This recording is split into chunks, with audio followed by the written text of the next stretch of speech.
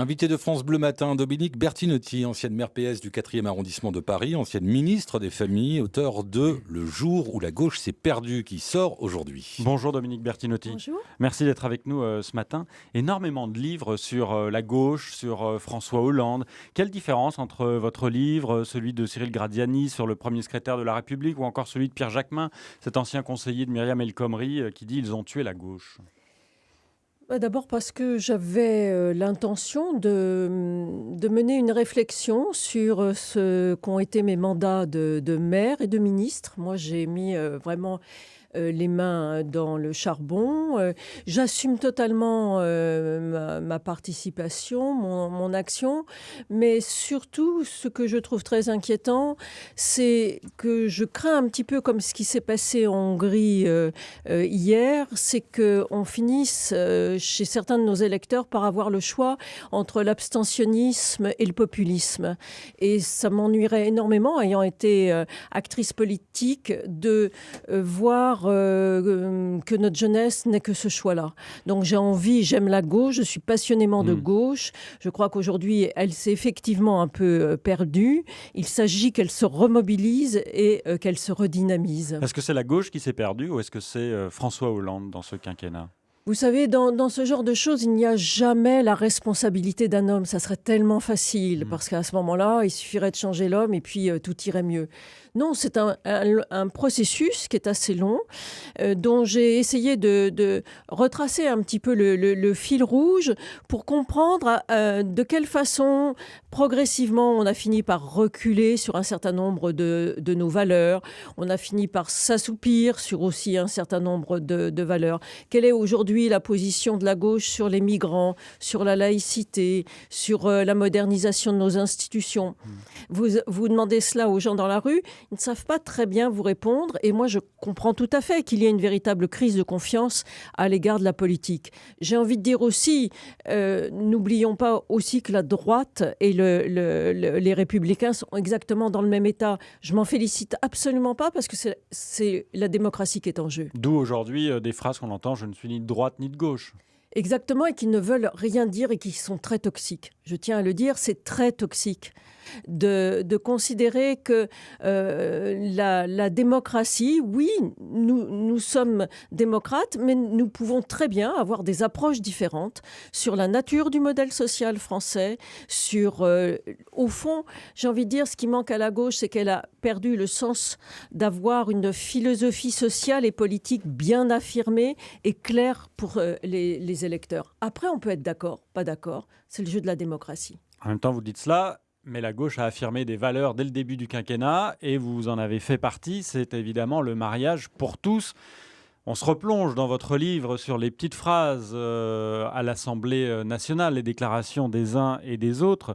Ce fut très dur pour vous. D'ailleurs, vous dites même que vous auriez aimé être un petit peu plus soutenu par vos collègues du gouvernement et la gauche en général. Là aussi, vous revenez à ce que vous venez de dire, c'est-à-dire qu'il fallait un petit peu plus affirmer et répondre. Alors d'abord, je suis très fière d'avoir participé à cette conquête et à cet acquis, je le dis très clairement, et pour le coup, c'est à l'honneur de la gauche.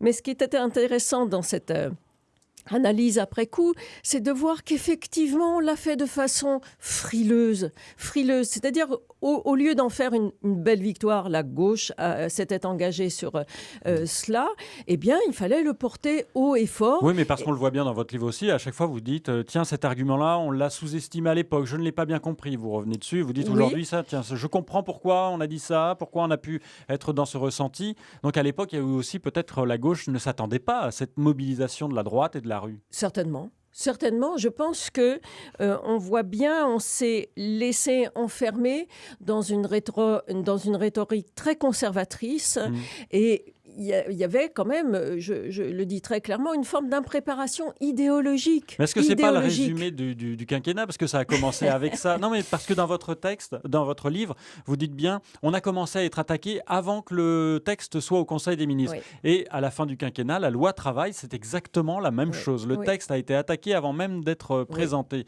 Et donc là, vous dites impréparation. Est-ce que ça ne résumerait pas le quinquennat ? Je pense que c'est le produit d'une d'une impréparation idéologique, d'un assoupissement idéologique. Nous n'avons pas... moi, j'ai fait X congrès du Parti socialiste, on parlait de refondation. Elle est où la refondation ? Elle est où la refondation ? Donc, un jour, vous payez ce que vous n'avez pas travaillé auparavant. France Bleu Matin, il est 8h17. Dans 3 minutes, vous avez la parole autour de ce sujet. Il faut armer toutes les polices municipales. D'accord, pas d'accord, au 01 42 30 10 10.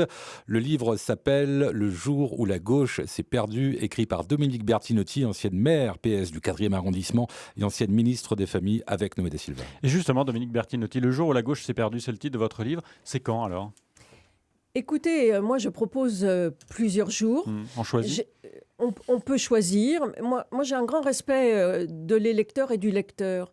Donc j'ai proposé, moi, ma série de jours où la gauche s'est perdue. Je pense que pour chaque électeur de gauche, il peut y avoir d'autres jours où également la gauche s'est perdue.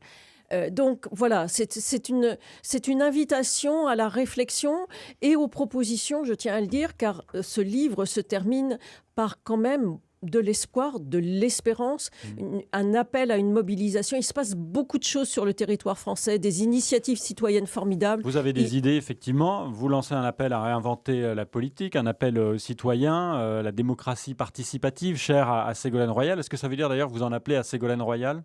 Non, je pense qu'aujourd'hui, il faut que chaque électeur de gauche se prenne en main.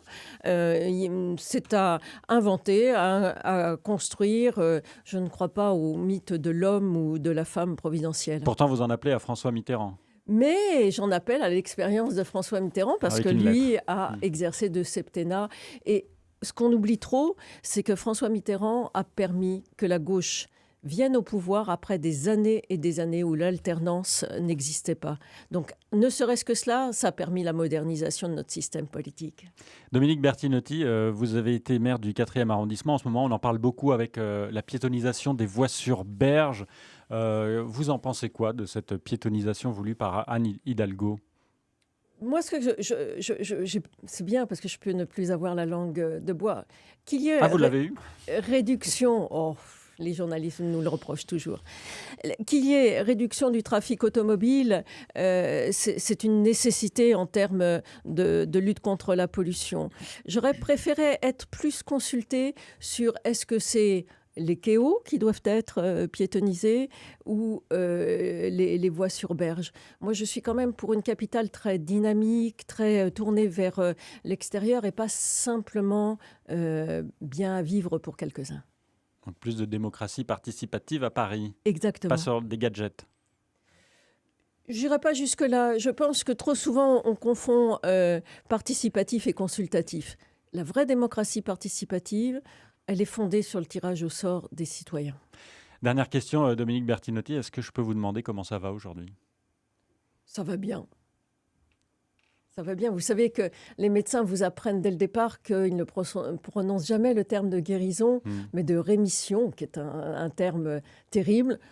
À cela, je réponds que depuis qu'on est, on est en rémission. Merci. Dominique Bertinotti, vous parlez de votre cancer dans le livre. C'est pour ça que je me permets de vous poser la question. Le jour où la gauche s'est perdue aux éditions Calman Lévy. Ça sort aujourd'hui. Dominique Bertinotti, merci d'être venu dans nos studios ce matin. On peut vous revoir en vidéo sur francebleu.fr. Très bonne journée à vous. Merci.